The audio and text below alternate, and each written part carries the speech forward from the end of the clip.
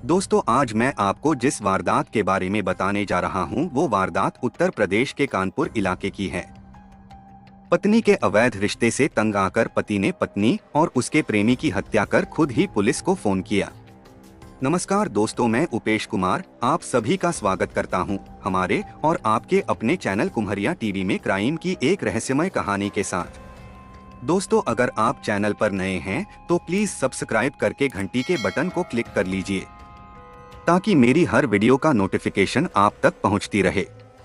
तो चलिए दोस्तों, कहानी को विस्तार से जानते हैं। उत्तर प्रदेश के कानपुर देहात जनपद के थाना रसूलाबाद के अंतर्गत झकरगढ़ा नाम का एक गांव है। रागिनी इसी गांव की रहने वाली थी। उसके पिता राजाराम दोहरे गांव के दबंग किसान थे। बहनों में रागिनी सबसे छोटी, सबसे दुलारी और बेहद खूबसूरत थी। राजाराम अपनी दो बड़ी बेटियों का विवाह कर चुके थे। अब वह रागिनी का घर बसाना चाहते थे। इस बारे में घर में बात भी होने लगी थी। शादी की चर्चा चलते ही रागिनी का मन गुदगुदाने लगा। खुली आंखों से वह जीवन साथी के सुहाने सपने देखने लगी थी। वह सोचती कि मेरे दोनों जीजा हैंडसम हैं, तो पिता मेरे लिए भी सैकड़ों में से किसी एक को चुनेंगे, क्योंकि अपनी बहनों से मैं ज्यादा हसीन जो हूँ। रागिनी की तमन्ना थी कि उसका पति फिल्मी हीरो जैसा और खूब प्यार करने वाला हो। राजाराम की तलाश जारी थी। इसी तलाश के दौरान राजाराम को शोभाराम के बारे में पता चला। जगदीश दोहरे औरैया जिले के नंदपुर गांव के रहने वाले थे। उनके परिवार में पत्नी सरला के अलावा दो बेटियां व एक बेटा शोभाराम था। बेटियों की वह शादी कर चुके थे। शोभाराम अभी कुंवारा था। बाप बेटे दोनों मिलकर अपनी जमीन पर मौसमी सब्जियों की खेती करते थे और शहर कस्बे में बेचते थे। और शोभाराम राजमिस्त्री भी था। राजाराम ने नंदपुर गांव जाकर जगदीश दोहरे से मुलाकात की और उनके बेटे शोभाराम के साथ अपनी बेटी रागिनी की शादी करने की बात की। जगदीश की पत्नी सरला की मौत हो चुकी थी, इसलिए जगदीश भी बेटे का विवाह करने के इच्छुक थे। इसलिए पहले उन्होंने लड़की देखने की इच्छा जताई। इसके बाद उन्होंने झकरगढ़ा गांव जाकर रागिनी को देखा तो वह उन्हें पसंद आ गई। फिर सन 2012 की पहली लगन में रागिनी और शोभाराम का विवाह हो गया। विवाह मंडप में रागिनी ने पहली बार पति को देखा था। रागिनी ने अच्छी तरह शोभाराम को देखा तो वह सांवले रंग और इखरे शरीर का था। हीरो जैसी बॉडी की आरजू करने वाली रागिनी के सारे अरमानों पर पानी फिर गया। उस रात शोभाराम रागिनी का तन तो जीतने में सफल रहा, किंतु मन नहीं जीत सका। शोभाराम उसकी कल्पना से एकदम उलट था। मायके लौटने पर रागिनी का गुस्सा मां पर फूट पड़ा। वह मायके गई तो अपनी मम्मी पर बरस पड़ी। तुम लोगों ने अपनी बड़ी बेटियों के लिए सुंदर सजीले वर खोजे और मुझे काले कलूटे मरियल और नीरस आदमी के पल्ले बांध दिया। उसकी मां ने उसे समझाया कि लड़के की शक्ल सूरत नहीं, उसके गुण देखे जाते हैं। वह मेहनती और कमाऊ है। कुछ दिन साथ रहोगी तो वही सांबला मरियल और सीधा सा पति संसार का सबसे सुंदर लगने लगेगा। रागिनी ने ससुराल जाने से मना कर दिया, लेकिन रागिनी की एक न चली। मम्मी पापा की जिद के आगे रागिनी की एक न चली और उसे ससुराल जाना ही पड़ा।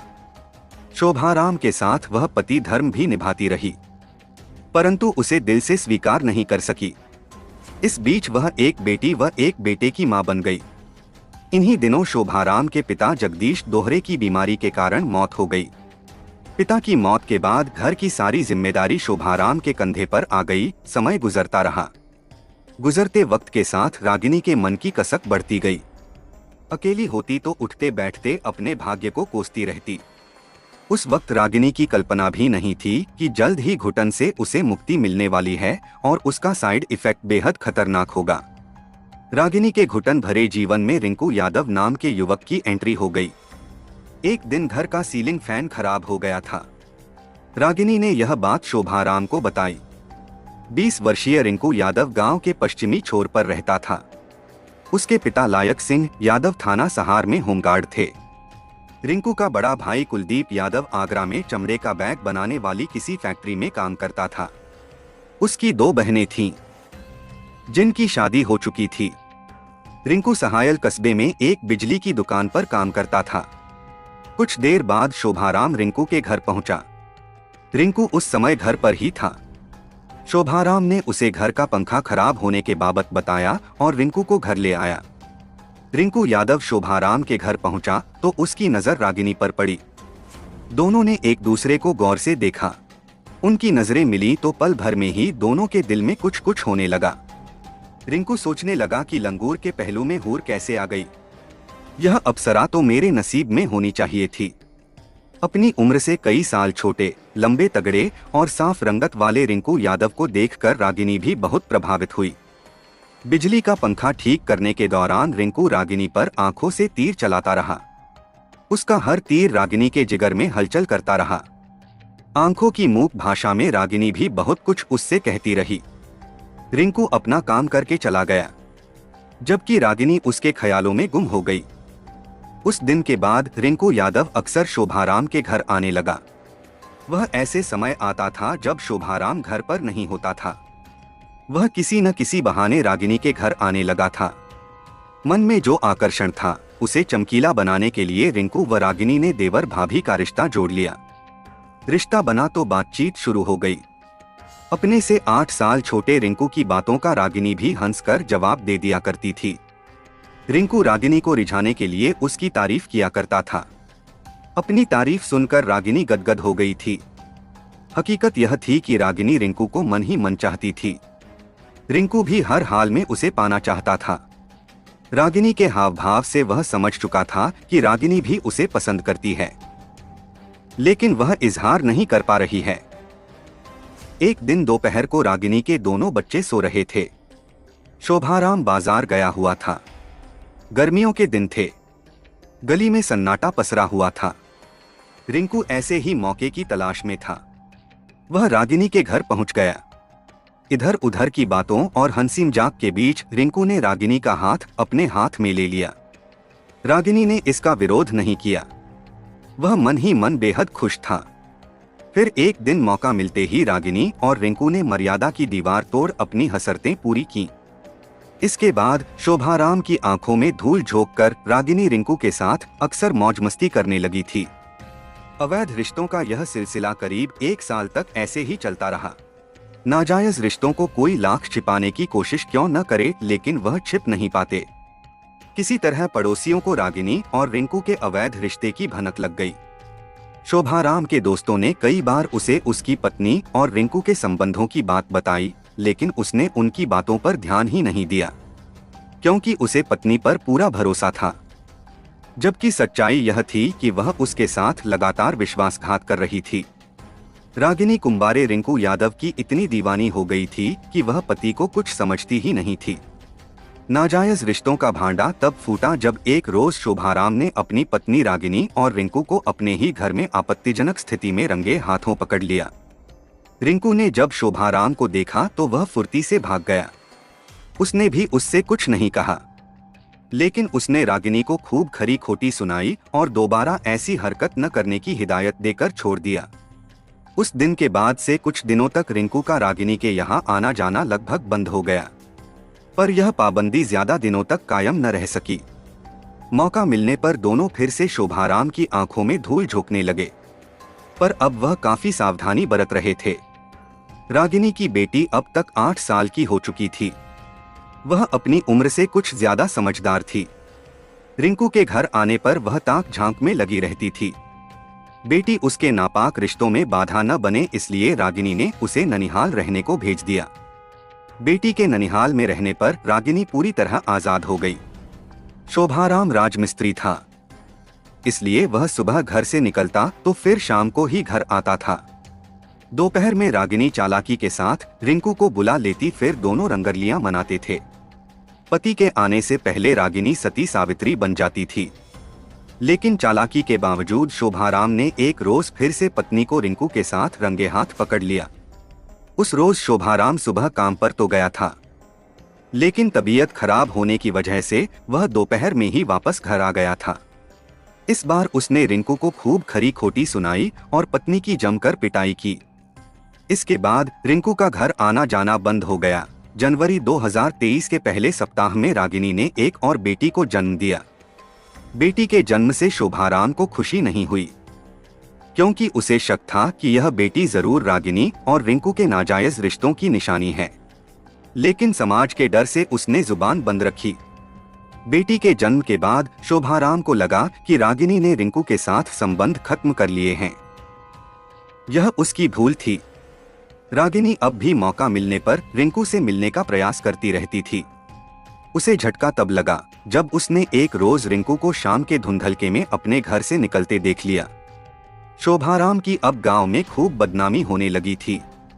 गांव के युवक उसे देखकर पत्नी के चरित्र को लेकर कई तरह बातें लगे थे।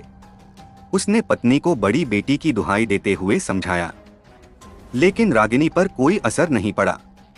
आखिर अपनी इज्जत का जनाजा उठते देखकर उसका धैर्य जवाब देने लगा। अब उससे पत्नी की बेवफाई बर्दाश्त नहीं हो रही थी। इसी सब का नतीजा था कि उसने मन ही मन एक खतरनाक मंसूबा पाल लिया। वह मंसूबा था रिंकू और बेवफा पत्नी की हत्या का। अपने मंसूबे को अंजाम देने के लिए वह दोनों पर नजर रखने लगा था। शोभाराम कभी काम पर जाता तो कभी नहीं भी जाता था। कभी जाता तो घंटे 2 घंटे बाद ही लौट आता।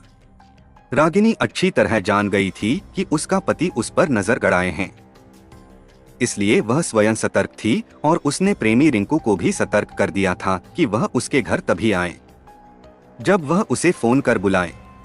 14 जून 2023 की सुबह 8 बजे शोभाराम काम पर चला गया। दिन भर काम करने के बाद वह शाम 6 बजे घर आया। उस समय रागिनी छत पर थी। वह कमरे में पड़े तख्त पर लेट गया और थकान दूर करने लगा। रात 8 बजे के लगभग शोभाराम ने खाना खाया, फिर तख्त पर लेट गया। कुछ देर बाद ही वह गहरी नींद में सो गया। इधर रागिनी ने घर का काम निपटाया, फिर बेटे को पति के साथ लिटा दिया और खुद छोटी बेटी के साथ कमरे में पड़ी चारपाई पर लेट गई। लेकिन नींद उसकी आंखों से कोसों दूर थी। उसे रह रहकर प्रेमी की याद आ रही थी। महीना भर से अधिक का समय बीत गया था। जब उससे नहीं रहा गया तो उसने फोन कर रिंकू यादव को घर बुला लिया। दोनों मकान की छत पर पहुंचे और मौज मस्ती में जुट गए। इधर रात 12 बजे के बाद शोभाराम लघुशंका के लिए उठा तो उसकी नजर कमरे में पड़ी चारपाई पर गई। चारपाई पर छोटी बेटी तो सो रही थी, लेकिन पत्नी गायब थी। उसने कुछ मिनट उसके वापस आने का इंतजार किया, फिर वह घर में उसकी खोज करने लगा।